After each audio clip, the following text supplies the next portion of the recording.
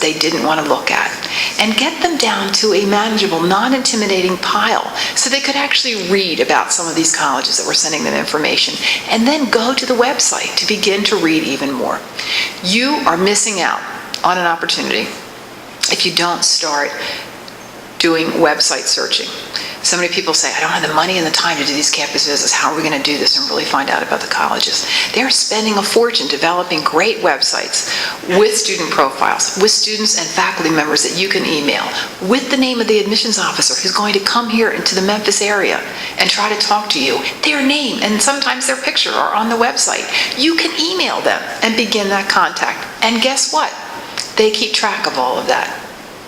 So colleges are just as interested in finding out your level of interest in them, because back to this whole terrible system with rankings and ratings, there's so many applications, and it's easy to fill out applications. And sometimes, and this is foolish, and I hope nobody in this auditorium ever fills out 20 applications. It is too many. I firmly believe this process can still happen with 5 applications and maybe 6, not 20. And so colleges get, how many colleges can you attend? 1. So what happens? They're trying to figure out, of the people who have applied, let's give this scenario. It's January. There's 1 slot left in the class. There's 2 applications that suddenly came in January on the Common App. When you investigate, one of those students has been emailing, and they visited the campus, and they came to visit the high school, the college rep, when they came here to a high school. And the other application, just as able, brilliant student, has all of the same academics, but has never visited, can't find any email contact. We've only got 1 spot left. You want to admit somebody who might enroll. Why? Because U.S. News and World Report values that, and it raises you in the rankings. That's terrible, but unfortunately it's true. And so if you want your yield rate to be good, you want to admit the person who you're likely to enroll. So guess who might get admitted? The student who's had the contact. So in the second half of the junior year, as you begin to do this, it is important to go ahead and get on those websites and fill out the online form to let somebody know you're interested. If it's a coach because you're interested in athletics, call them, email them, make sure they know that you're out there. This is a critical part of starting what should be a give and take of information.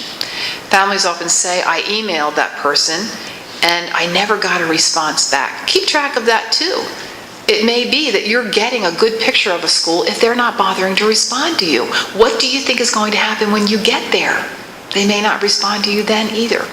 But start this contact, and then I think you can find some joy, because you will be meeting real people, real human beings, and not just these people in brochures and not just these statistics. I'll leave you with one more story. You might have heard about, during the time of some recent flooding in the country, that there was a huge flood, and the local rescue and fire service decided that there was a gentleman who lived by himself, and they better go out and check to see how this guy was doing in the floods. And by then the roads were already flooded, so they rowed out in a rowboat to Mr. Jones's house. And it's true, the roads were flooded, his porch steps were flooded, he was up on the very top of the porch, and the winds were howling and the rain was coming down, and they used their megaphone from the canoe and they said, come and get in the rowboat, you're going to get washed away, it's terrible. And he said, no, I'm staying here, I'm praying to God, everything is going to be fine, go away. And they left, and about an hour went by, and they said, we can't leave him there. Let's take the power boat, because we can't go out in the rowboat, and go get him. And they went back, and this time he was on the roof of the house. The water had come up so much, and they said, Mr. Jones, get in the boat, please. They're begging him, and he said, no, I'm staying here, I'm praying to God. I know, I'm going to be fine. Another hour went by. This time they took the helicopter out, the rescue copter, and they were above the tree, because that's where he was, hanging on, and they couldn't even hear him, but they could see him shaking his head no, and off he went. Well, Mr. Jones got to the pearly gates of heaven, and he had one question for God. He said, what happened? I sent everyone away. I told them I was praying to God, and everything was going to be all right. He said, I heard you. I sent 2 boats and a helicopter. What more help did you want? There are lots of people who are reaching out to you, not with boats and helicopters, but with advice here in your community, in the college counseling office, and you need to take advantage of that advice. It's there. There are college people who have counseling at their heart, and those people whose names you will find if you investigate the websites want to help. and will answer your questions and help you through this process so that it doesn't have to be overwhelming, so that you can find joy in it for the students, so that you can celebrate all the things that you've done during your high school years, and that you are wonderful people that many, many colleges will want to have enrolled, and your parents can proudly smile when those acceptance letters come in. Keep that in mind, and not the scary stories, and not that you might fail in this process. Instead, capture the joy of it, and capture the joy as you travel, I hope, around the country, visiting all the schools. Good luck to you, and thank you so much.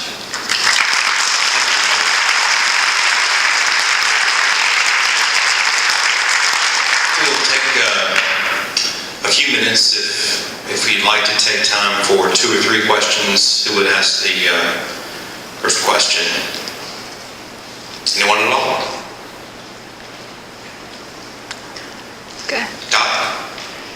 How do you suggest evaluating a school for its ability to enhance critical and creative thinking? What was the question? How to evaluate a school in their ability to enhance critical thinking skills. I think. And creative. Pardon me? Both critical and creative. Critical and creative.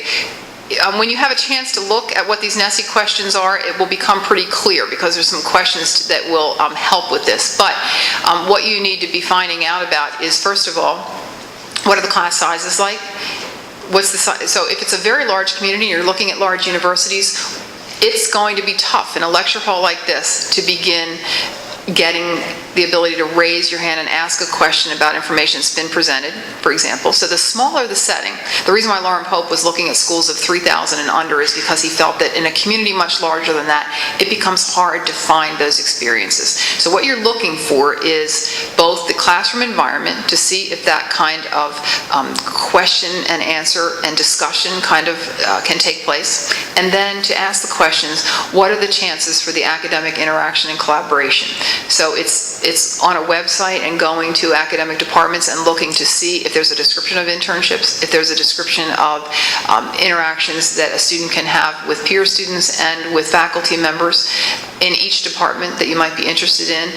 What are those? When can students take advantage of it? Is it only for seniors? Is it only for graduate students? Can students start to do this early on? So you're looking for the schools to give you examples of these internship opportunities, and also for the type of classroom learning that takes place. And you can do that if you choose to spend about an hour on a website and you really start clicking through the links and looking at what their mission statement is, and then following through to academic setting, you're going to find the answers to those questions will pop up. It does take some time, but it is there. So half of it is Socratic and seminar versus lecture. Right. Mm-hmm. Another question? I think there's one all the way in the back.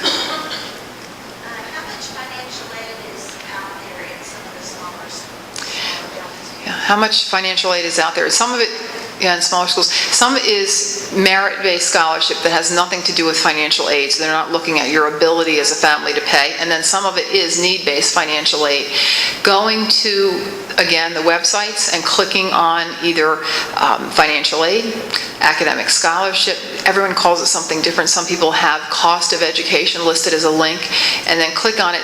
Many of the schools now understand how much people want very solid information about this, and they'll give you average packages, they'll give you examples of families by income and how they are packaged, and then also in many cases the scholarship criteria very clearly spelled out. Some it's vaguer, but if you go to the website and look under the scholarship, and sometimes it comes off of the admissions page, so you have to keep on digging a little bit for it.